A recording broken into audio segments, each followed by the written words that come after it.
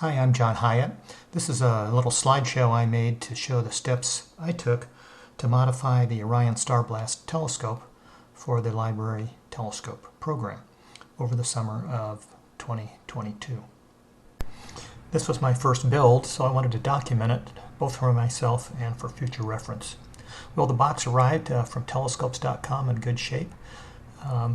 Everything was packed well with styrofoam and corrugated inserts. There was no damage. Pulled out the instructions and extra eyepieces and also the red dot finder. Set the telescope up on my little card table, which was my workbench. And the first step was to remove the paper from around the tube. And then here's the telescope ready to start the modifications on my little card table. The first step is to remove the collimation knobs from the back of the telescope. It's a little intimidating if you've never had a mirror cell off before. So there are 3 screws, Phillips head screws, around the rear end of the telescope.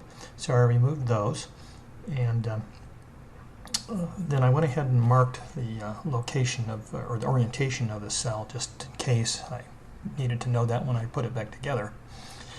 Then I went ahead and removed the cell and just kind of took a look at it and got myself oriented. There's the 3 clips that hold the mirror to the mirror cell.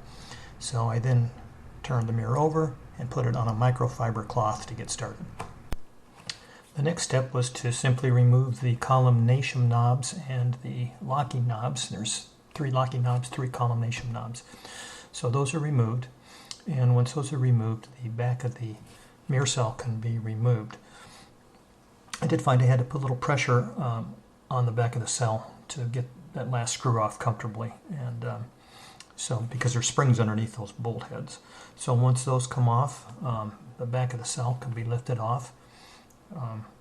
There's the back of the cell that we're going to drill out on the next step, and that exposes the 3 supporting bolts with springs. The springs are going to stay in there. We're going to replace those bolts. This is the cardboard piece that it's recommended to remove. So I pulled that off, and that's just a throwaway piece. And the next step is to take it out to the garage and drill out the back of the mirror cell. Out in the garage, I got a drill bit, 15/64, I believe was the size. That was to drill out the smaller 3 holes on the back of the mirror cell. So here's the drill, just a standard drill, really nothing to it. It was pretty easy plastic to drill through, as you can see. And once we're done, we have enlarged the 3 smaller holes in the back of the mirror cell. The next step was to remove the mirror from the mirror cell, which is a little bit intimidating.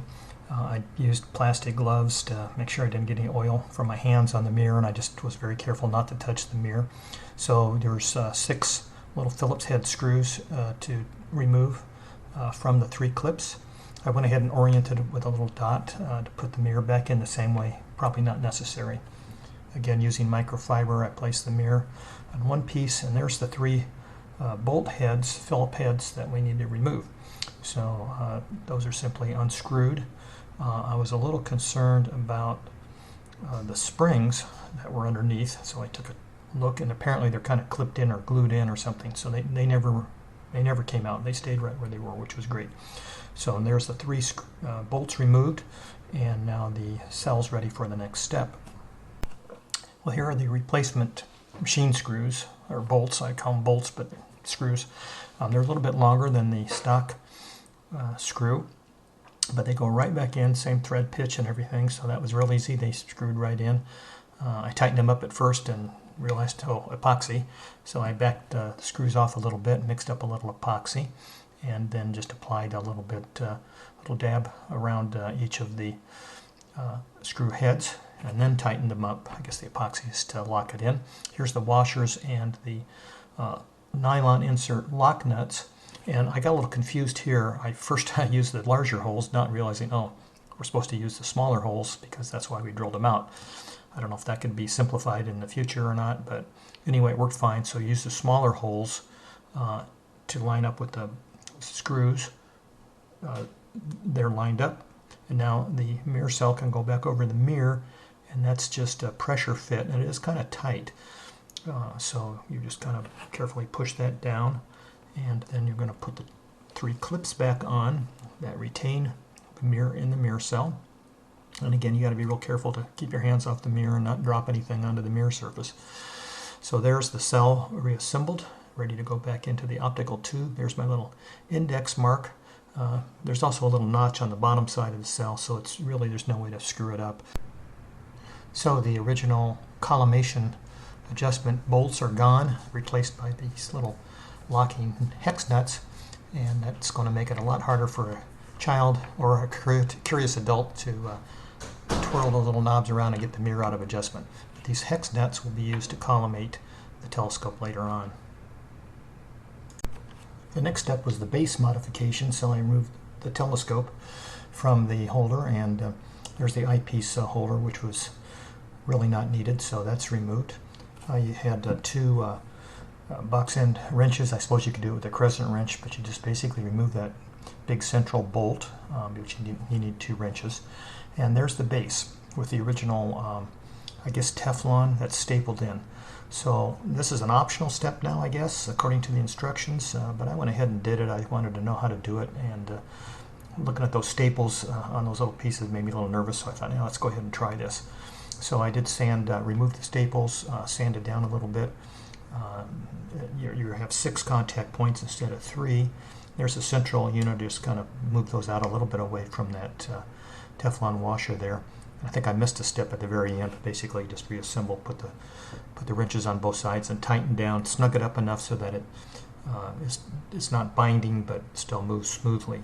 And I got to say, I think it did move a little more smoothly with those 6 contact points versus the 3 original points. Well, the next step is to modify the Celestron zoom lens.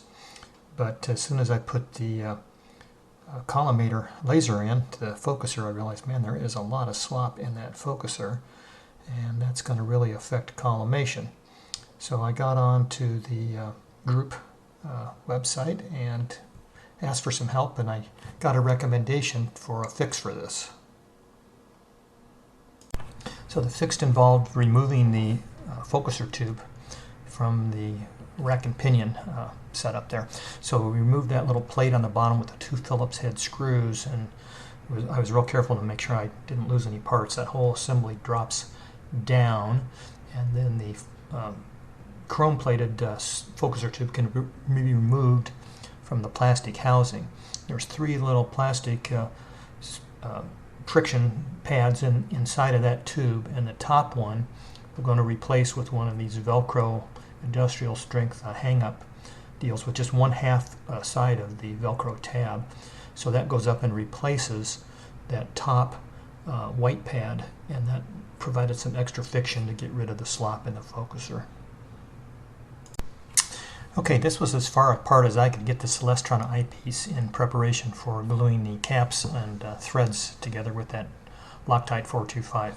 So first I removed the little retaining knobs there. Those are replaced by some little button head screws there, and a little touch of that Loctite 425 there. Hopefully that was the right place to do. Not sure if I did this exactly right, but I put just a whisker, just a drop there on the threads on the outside of the eyepiece, and then there's the rubber cap. Put a little touch on there, and there's the eyepiece reassembled and glued together to hopefully remove the possibility of kids taking it off. At this point I went back to collimation. I used a laser collimator with a 2-time Barlow, and it seemed to work pretty good.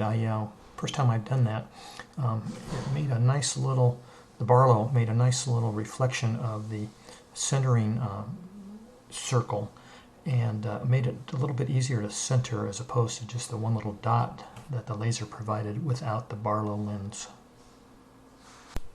The next step was to modify the red dot finder scope with AA batteries. So I bought a piece of brass from Ace Hardware for $1 or $2. It was pretty inexpensive. Luckily I had some old tin snips, so I snipped that down. And there's the cover removed. The little sticker had to be removed because that's where we're going to apply the 2-sided tape. And I actually just took that and applied it to the outside of the battery case. I could have thrown it away, but I thought, what the heck, I'll put it on there. So I went ahead and soldered on the little brass strips, Now here's the main thing I did differently. I had those Velcro strips. They were pretty close in size to the little button battery, so I went ahead and trimmed out 2 of them to the size of the button battery, stuck the Velcro together, and then there's the industrial strength adhesive. Went ahead and just stuck the brass right to that adhesive on both sides. There's a sandwich, and it was about the right thickness, coincidentally, and it fit right in, and it just worked great. So there was a simple modification. I had a little crack there on the case when I tried to break that out for the wire. I need to get a Dremel tool for the future modifications.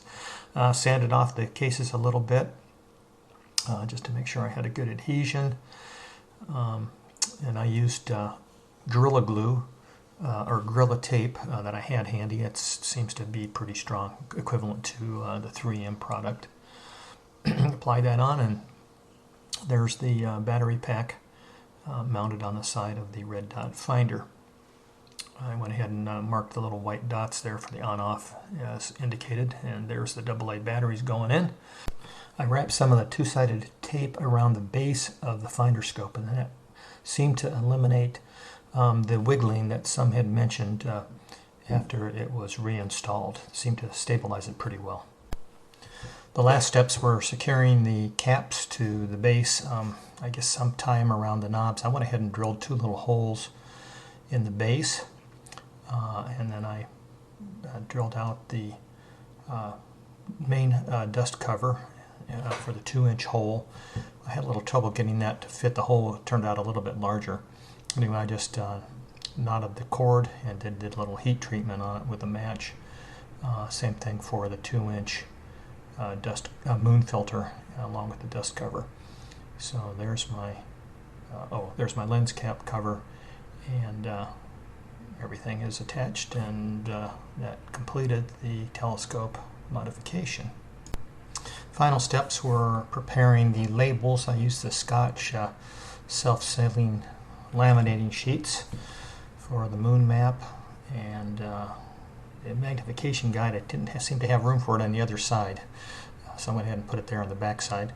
There's the bag I got from Amazon, a little container case, and my wife was nice enough to hem the leftover straps after I sized it to go around the base, just so that those weren't loose.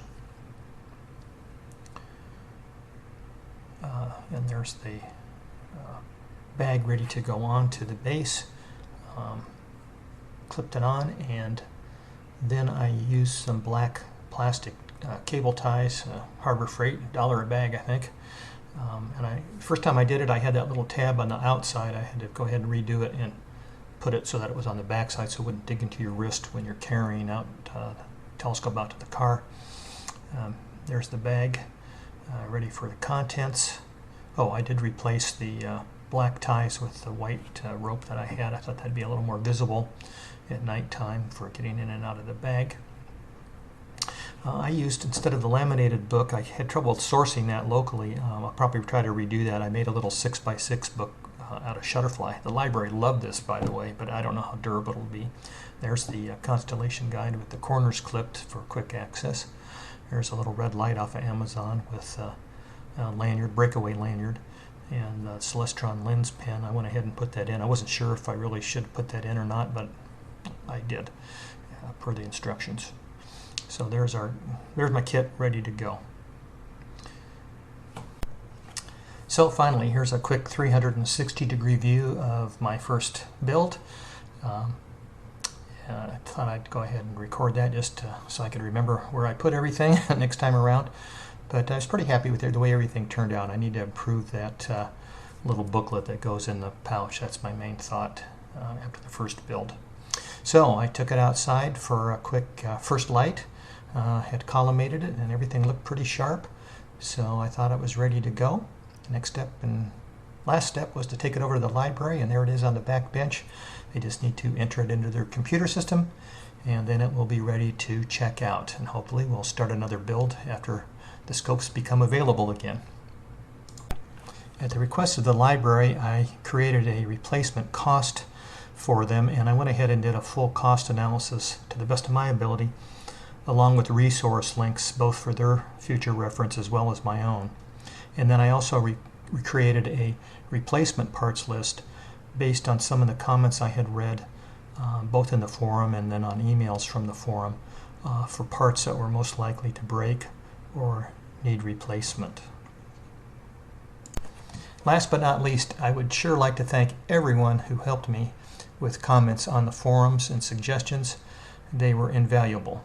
And for anybody starting their first build, please use the forum. It will really help you along the way.